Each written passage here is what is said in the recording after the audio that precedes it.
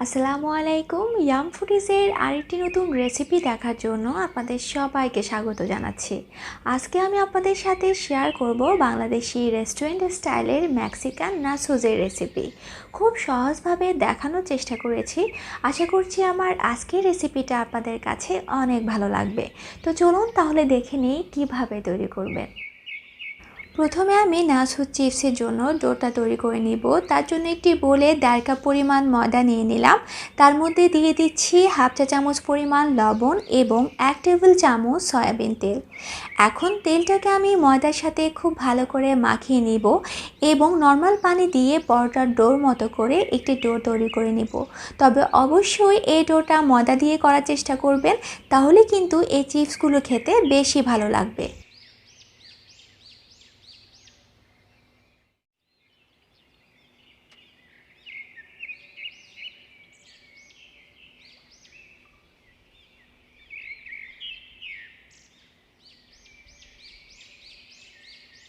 ডোটা করা হয়ে গিয়েছে, ঠিক এইরকম করে নিতে হবে। এখন আমি এর উপরে 1 চা চামচ পরিমাণ তেল দিয়ে খুব ভালো করে মেখে নিয়ে ঢেকে রেখে দিব অন্য উপকরণগুলো তৈরি হওয়া পর্যন্ত। এখন আমি মেক্সিকান নাচোসের জন্য চিকেনটাকে ম্যারিনেট করে নিব। সেজন্য একটি বাটিতে 1 কাপ পরিমাণ হাড় ছাড়া মুরগির মাংস নিয়ে নিলাম। তার মধ্যে দিয়ে দিচ্ছি হাফ চা চামচ পরিমাণ গোলমরিচের গুঁড়া, 1 চা চামচ পরিমাণ লাল মরিচের গুঁড়া, হাফ চা চামচ পরিমাণ গরম মশলা গুঁড়া, 1 চা চামচ পরিমাণ ওয়েস্টার সস, এটা অপশনাল, 1 টেবিল চামচ সয়া সস এবং সামান্য পরিমাণ লবণ। যেহেতু এখানে ওয়েস্টার সস এবং সয়া সস ব্যবহার করা হয়েছে, সেজন্য লবণটা দেওয়ার সময় খুব সাবধানে দিবেন।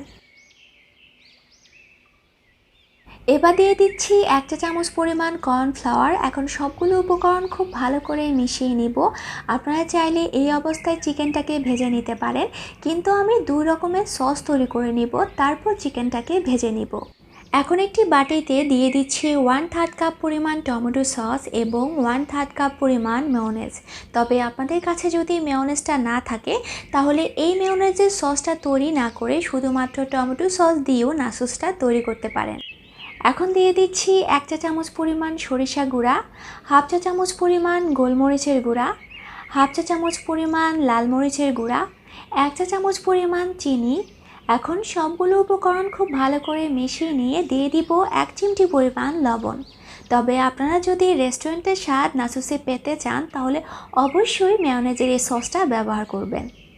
এখন আমি একটি হোয়াইট সস তৈরি করে নিব। তার জন্য একটি প্যানে 1 টেবিল চামচ বাটার দিয়ে দিলাম।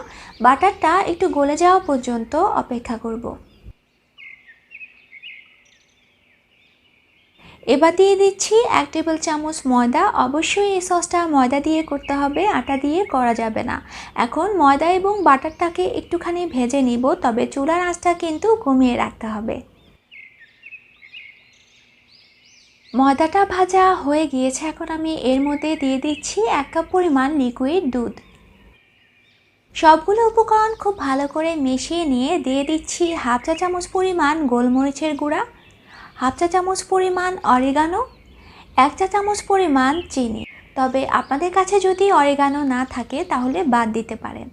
এখন সবগুলো উপকরণ ভালো করে মিশিয়ে নিয়ে এই সসটা একটু ঘন হয়ে যাওয়া পর্যন্ত নাড়তে থাকবো।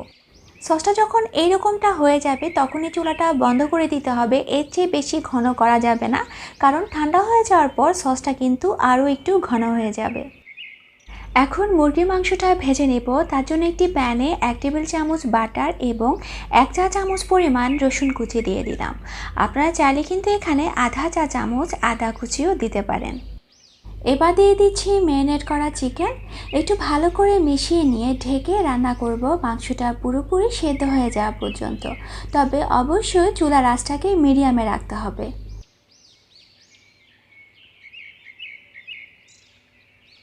মাংসটা সেদ্ধ হয়ে গিয়েছে। এখন আমি এর মধ্যে দিয়ে দিচ্ছি 1 টুকরো লেবুর রস। তবে আপনাদের হাতের কাছে যদি লেবু না থাকে, তাহলে আপনারা চাইলে এখানে 1 চা চামচ পরিমাণ ভিনেগারও ব্যবহার করতে পারবেন। এখন লেবু রসটাকে আমি খুব ভালো করে মিশিয়ে নিয়েছি, আর আপনারা দেখতেই পাচ্ছেন আমি কিন্তু মাংসটাকে একটু লালচে করে ভেজে নিয়েছি।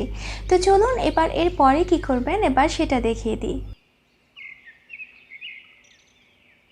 এখন যে ডোটা তৈরি করে রেখেছিলাম, ডোটাকে আরও 1-2 মিনিটের মতো মথে নিয়ে একটি রুটি তৈরি করে নিব। তবে খেয়াল রাখতে হবে রুটিটা যেন খুব বেশি পাতলা না হয়। তারপর একটি ঢাকনার সাহায্যে ঠিক এইরকম করে সার্কেল তৈরি করে নিতে হবে এবং বাকি যে ডোটা থাকবে তা দিয়েও কিন্তু আমি রুটি বেলে ঠিক একই রকম সার্কেল তৈরি করে নেব। এখন এই সার্কেলগুলোর উপর একটু তেল লাগিয়ে নিচ্ছি এবং তেলটাকে খুব ভালো করে মাখিয়ে নিয়ে উপরে একটু ময়দা ছিটিয়ে দিব। তারপর 5টি সার্কেল একসাথে করে আবার মাঝারি সাইজের একটি রুটি বেলে নিতে হবে। তবে আবারও খেয়াল রাখতে হবে যেন রুটিটা খুব বেশি পাতলা না হয়। আর আজকে আমি আপনাদেরকে মোট 10টি সার্কেলের নাচোস চিপস তৈরি করে দেখাচ্ছি। রুটিটা বেলা হয়ে গিয়েছে, এখন আমি এই রুটিটাকে হালকা একটু সেঁকে নেব।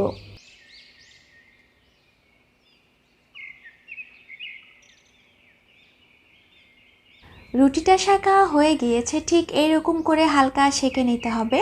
এখন আমি সবগুলো রুটি আলাদা করে নিচ্ছি। আর এই কাজটা কিন্তু একটু সাবধানে করতে হবে। আর এভাবে করে রুটি আলাদা করে নিয়ে চিপস তৈরি করলে সেই চিপসগুলো খেতে কিন্তু বেশি ভালো লাগে। সবগুলো রুটি আলাদা করে নেওয়ার পর আমি নাচোস চিপসের শেপে কেটে নিব। তবে আপনারা চাইলে কিন্তু এই চিপসগুলোকে এভাবে কেটে না ভেজে ডিপ ফ্রিজে সংরক্ষণ করে রাখতে পারেন। যখন প্রয়োজন হবে শুধু বের করে ভেজে নিতে পারবেন। এখন আমি চিপসগুলোকে তেলে ভেজে নিব। তবে খেয়াল রাখতে হবে একসাথে অনেকগুলো চিপস তেলে দেয়া যাবে না। যেহেতু চিপসগুলো অনেক বেশি পাতলা, তাই আপনি নাড়াচাড়া করার সময় চিপসগুলো ভেঙে যাবে এবং চিপসের শেপটাও সুন্দর থাকবে না। আর অবশ্যই চুলার আঁচটাকে মিডিয়াম আঁচে রেখে এই চিপসগুলোকে ভেজে নিতে হবে এবং বাদামি কালার হওয়ার সাথে সাথে চুলা থেকে নামিয়ে নিতে হবে।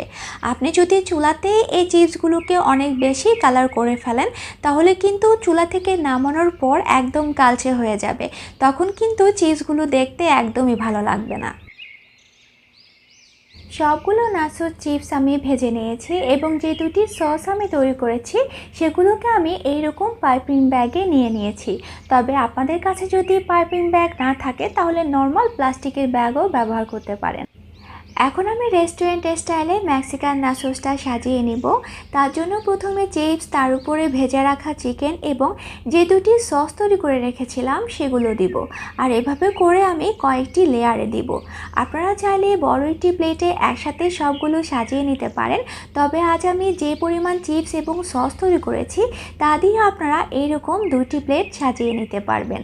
তো আমার আজকের রেসিপিটা ফলো করে অবশ্যই বাসায় তৈরি করে দেখবেন। রেসিপিটা কেমন লেগেছে জানাতে কিন্তু একদমই ভুলবেন না। কথা হবে আপনাদের সাথে অন্য কোনো ভিডিওতে নতুন কোনো রেসিপি নিয়ে। সেই পর্যন্ত ভালো থাকবেন সবাই। আল্লাহ হাফেজ।